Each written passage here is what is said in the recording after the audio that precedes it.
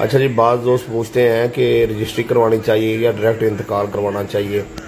तो आपको हमेशा जो है पहले रजिस्ट्री करवानी चाहिए और फिर इंतकाल करवाना चाहिए, क्योंकि रजिस्ट्री में आप लिख सकते हैं प्लाट की लंबाई क्या है, चौड़ाई क्या है, इसका हदूद दरबा क्या है, यानी कि इसका फ्रंट कितना है, आपके दाएं किसका प्लाट है, बाएं किसका प्लाट है, पीछे किसका प्लाट है, ये सारी चीज़ें जो है वो लिखी जाएंगी।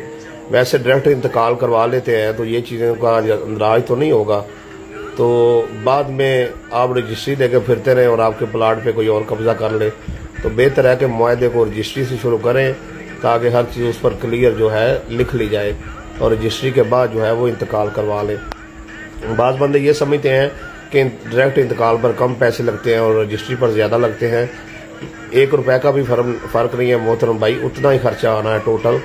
जितना रजिस्ट्री के साथ इंतकाल पे आता है इतना ही डायरेक्ट इंतकाल पे आता है, सारी फीसें वही लगनी होती हैं। तो लिहाजा पहले रजिस्ट्री करवाएं और बाद में इंतकाल करवाएं।